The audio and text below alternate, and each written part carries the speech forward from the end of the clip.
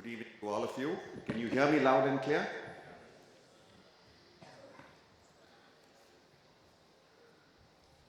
So Shri Narendra Dhan, Kapil, Amit Kalyani, DP Kulkarni, Mr. Shukla, Vivek Sharma, members of the MGT organization, and ladies and gentlemen.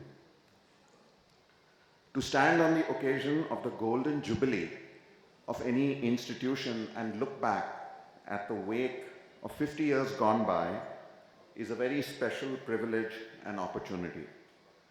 I want to thank Mr. Dand and his colleagues for extending this honor and privilege to me. My own family business turned 80 in 2022, since it was started by my uncle Ramrao Divgi in the middle of World War II in 1942. So Mr. Dand, I relate to the emotionality of the moment fully. And therefore, first and foremost, my deepest and most heartfelt congratulations on your magnificent achievement of having nursed, shepherded, and led your company to this historic milestone of its Golden Jubilee. I would like all of us to please stand up and give a thunderous and rousing applause as an expression of our gratitude and appreciation to the Dhan family. Would you please?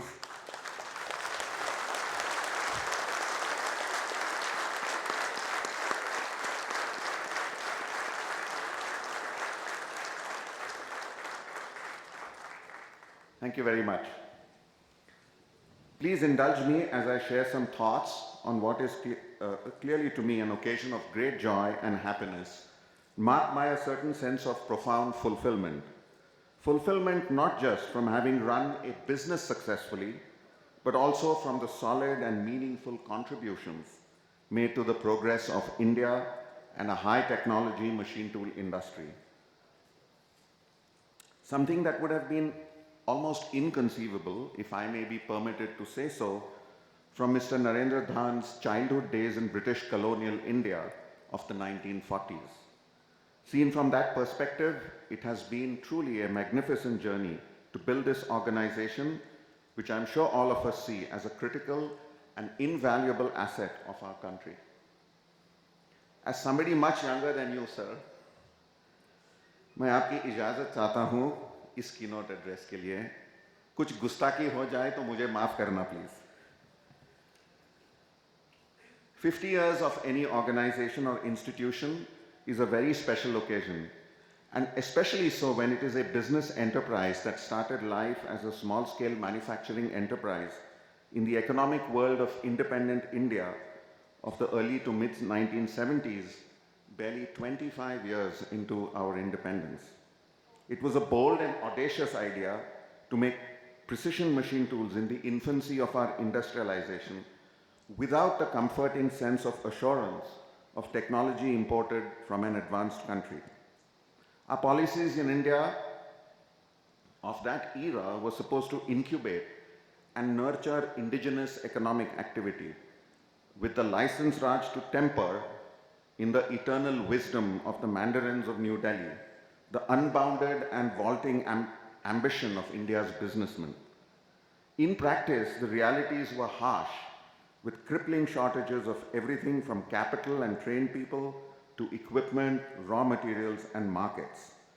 Starting a small-scale manufacturing enterprise, and that too a firm dedicated to making machine tools, took imagination, self-belief, and confidence, and at critical testing points in one's career, tremendous courage to stay the course through uncertainty about what the future would bring. In historical hindsight, it appears Mr. Dhan faced his challenges to realize his vision by astutely harnessing his strengths, his father's bequest of a manufacturing business, a world-class education in the United States at one of the world's best universities, the University of California at Los Angeles and then at Berkeley, and his discerning eye for networking and building a consortium and coalition with the brightest minds of the country from CMTI Bangalore. I'm sure we were all also deeply struck by his self-effacing nature and his overwhelming sense of gratitude and appreciation for the people who helped him realize his vision, but more on his legacy as we go on. They say that the hardships of pioneering new things are a test of the value and belief system of an organization and the people who lead it. They help build the culture by which the organization lives, and so it was with Micromatic Grinding. The early entrepreneurial days would have been marked by tremendous challenges, but also a certain can-do spirit and a down-to-earth drive for results that caught the attention of customers like Bharat Forge, Mahindra, Tata Motors, in later years Precision Camshaft and Eaton. I am sure that Mr. Dan would have discovered that the only way of discovering the limits of the possible was to venture a little way past them into the impossible. And while daring ideas could get beaten like pawns in a chess game, they almost always started a winning game eventually. As I was studying the history of Micromatic Grinding and that of the larger ACE Micromatic Group, I was time and again struck by the life-giving vision, inspiration, energy, enthusiasm, and passion for excellence that the founders brought at every inflection point in their evolution. I'm almost tempted to quote an Urdu sher, and with your permission, sir, it was like Bhavar se lado, tun lehron se uljo, kahan tak chaloge kinare kinare.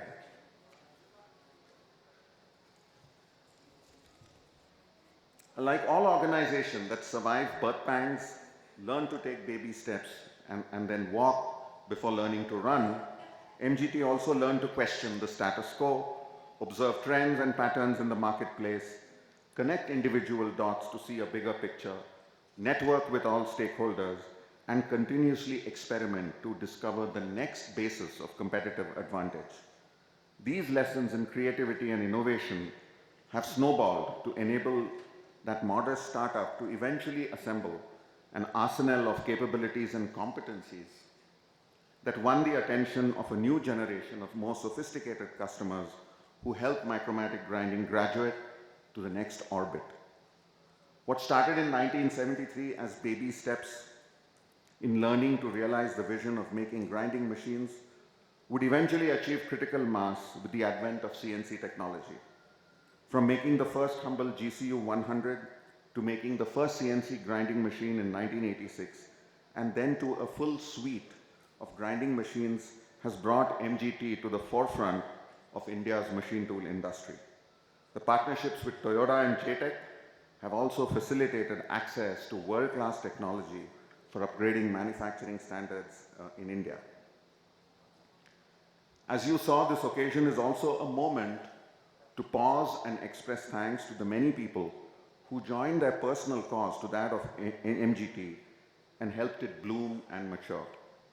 Words can never be enough to encompass the debt that an enterprise like this owes to several hundred or maybe thousand members and associates of the enterprise who, with great dedication, commitment, and self-sacrifice, helped build this first-generation manufacturing enterprise for India.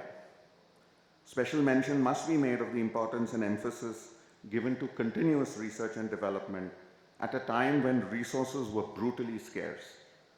I noted that Micromatic went in for a structured quality system very early on, even as the quality movement was taking roots in India in the early to mid-90s.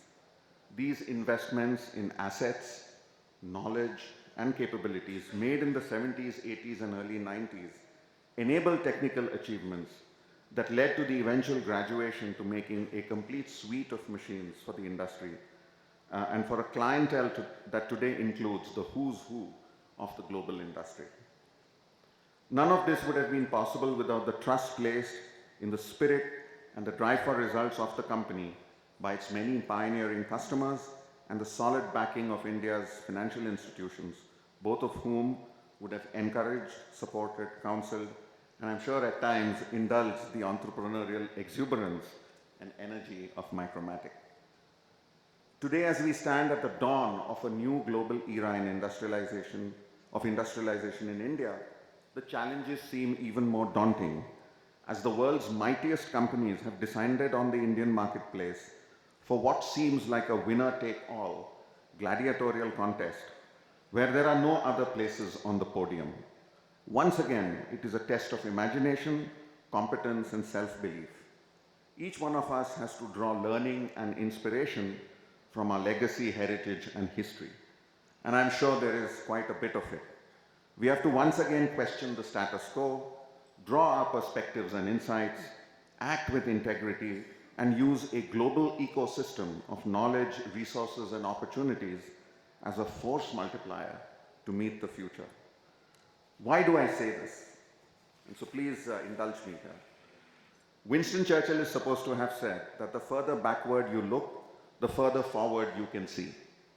History teaches us that linear thinking and knowledge of the status quo would have merely got us better horse-drawn carriages.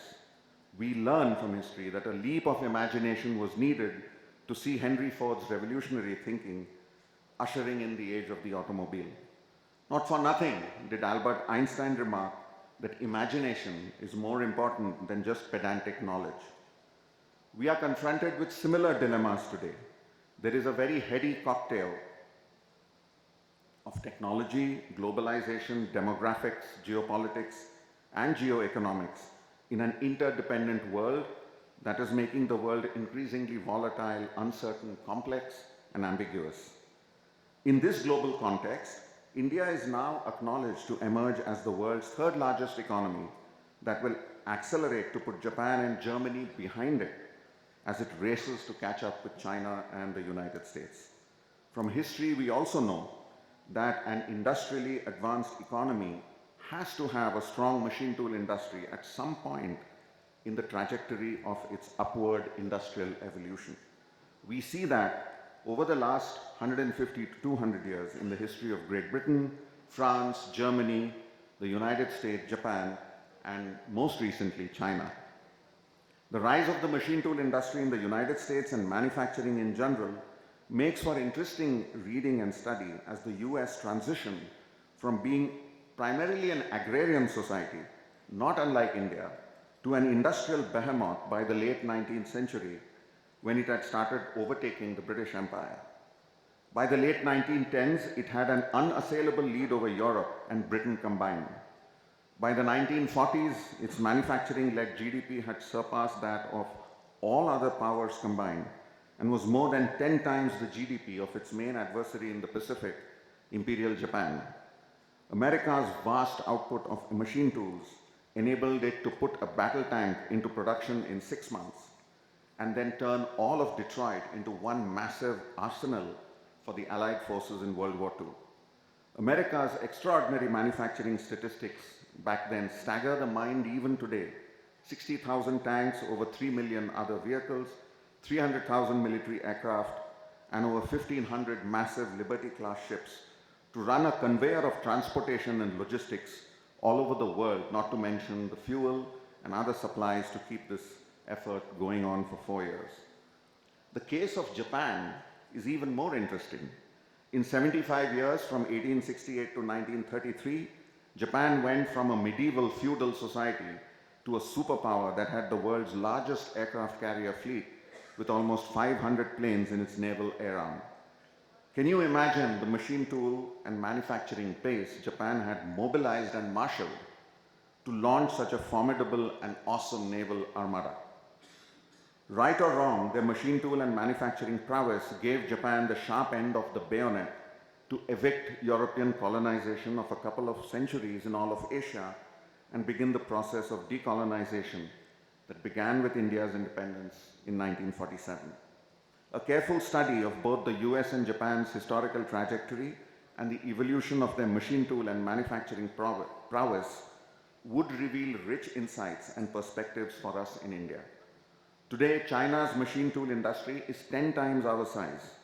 We should allow this sobering thought to sink in every time we are tempted to go into self-congratulatory exuberance.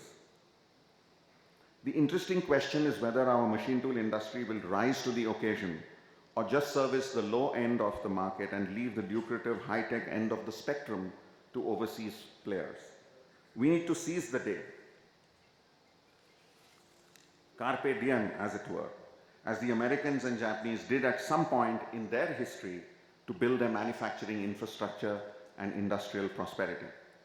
The answer to this conundrum, ladies and gentlemen, lies with our machine tool industry and the industries who are customers of the local machine tool builders. In other words, all of us.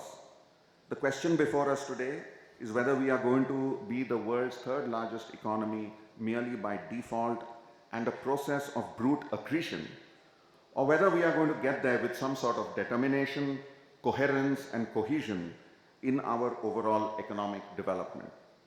Without a strong, progressive, visionary, and proactive machine tool industry that is marked by all-round innovation, we will not be able to rise to the full extent of our vast industrial potential.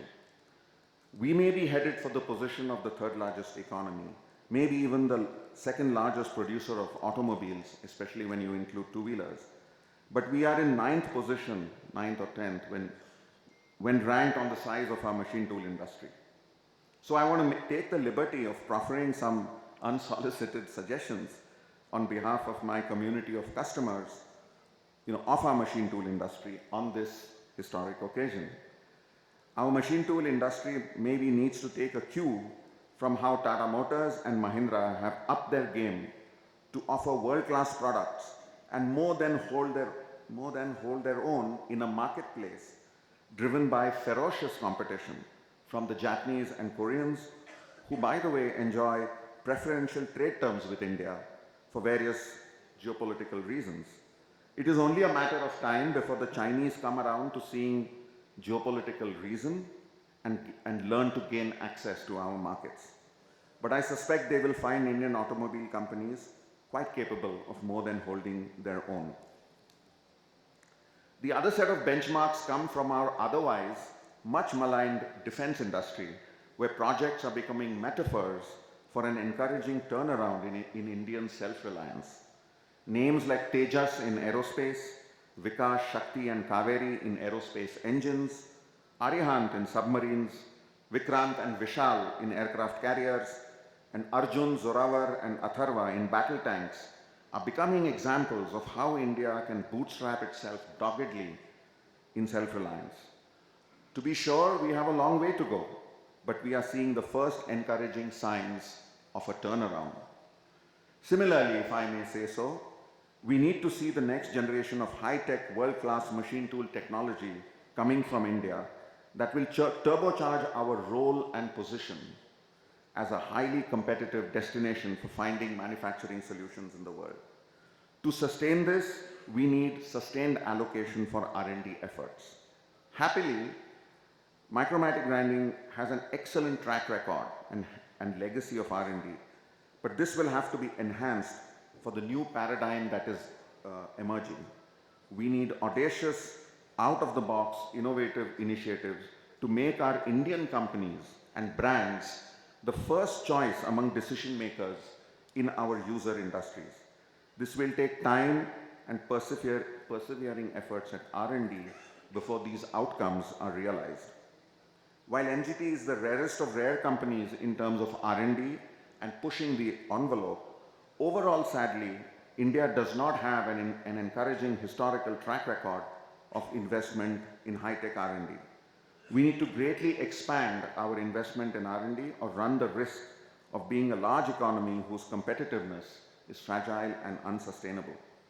Just to give you some quick statistics, globally, in-house R&D in industry is around 1.5% of GDP, while in India, it is only about 0.3%. As the world's third largest economy, we have to raise it by a whopping 5 times to catch up with the global benchmark set by countries such as the United States, UK, Germany, China, Japan, Taiwan, South Korea, and Israel. Among industrialized countries, our R&D spend is only 0.6% of GDP compared to 2.4% in China and 3.5% in the United States. Our data of researchers per million, if you look at that, shows that we have just about 250 people per million in R&D versus almost 1,600 per million in China, a figure almost 6 times ours. China produces almost 50,000 PhDs in science and engineering, to India's 16,000, a scale that is 3 times ours. Within this relatively modest pie of R&D spend in India, industry accounts for only 37%, while the higher education sector has a rather trivial contribution of only 7%. I would also argue that understanding China's rise and seeing it as a nudge to do a lot more ourselves is perhaps the greatest lesson we can learn from studying China. In the last 20 years, it is no wonder that the Chinese machine tool industry has powered its way past us. China overall has emerged as a giant investor in both in-house R&D and scientific research. Studies done in 2014 showed that India had 26 firms in the top 2,500 R&D spenders in the world to China's 301. The latest data for 2021, 7 years later, shows that China has 678 firms, up from 301, to our 24 from 26. Long derided as a maker of cheap products based on imported technology, in sector after sector we see the emergence of world-leading Chinese innovators.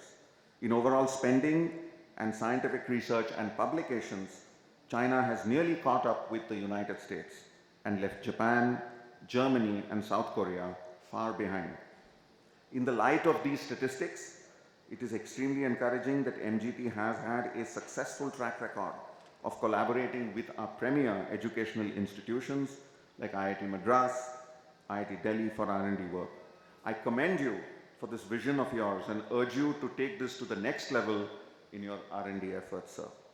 Globally, high technology machine tools as part of the category of high technology hardware and equipment figure among the top 10 sectors of R&D spending, but this category does not figure in our top 10 sectors of R&D spending in India. But India remains a top drawer destination for venture capital funding, third only after the US and China, but significantly larger than Japan, Germany, or the UK. Our capital markets are thriving, and it would be most encouraging to see innovative startups in the machine tool sector bringing a global vision. Globally, India is the only country that is a counterweight to China geopolitically in Asia. As the world's supply chains undergo massive re-engineering, India is beginning to get significant opportunities to become a large player in global supply chains. Timely access to capacity is becoming a serious impediment to people like us in realizing the massive potential available to Indian companies. The world's machine tool hubs are running out of capacities, and lead times have gone, in some cases, to as much as 24 months. My sense is that the time has come for the Indian machine tool industry to graduate from club level cricket to becoming a serious test cricket player with world-class specs second to none. The gap today is just too stark. We need broader, more ambitious and audacious visioning, and more innovation, investment, and speed of execution to accelerate the expansion of our capabilities and capacities. If I may be permitted to say so, India needs more modern-day Dhans, Sates, Shirgurkars, Machados, and Pandits to propel us to a place on the podium of the marathon race in machine tools. But enough of this sermonizing. Today is a day to savor the sweet moments of this extraordinary milestone. On this momentous occasion, I once again congratulate you, Mr. Dhan, sir, Kapil, and your colleagues, and most sincerely and earnestly wish Micromatic Grinding Technologies and the ACE Group all the very best for another glorious 50 years to your centenary. May you continue this spectacular journey of achievement and accomplishments and bring more glory, success, prosperity, and well-being to your organizations and India. Through their values, vision, and their sense of mission and unwavering commitment and focus, the founding generation of Micromatic has given India something to be really proud of, and I'm sure the next generation will take this magnificent bequest to even greater heights and do us proud. Thank you again, Mr. Dhan, sir, for giving me this honor and privilege to share my thoughts with you on this historic occasion. All the best and Godspeed.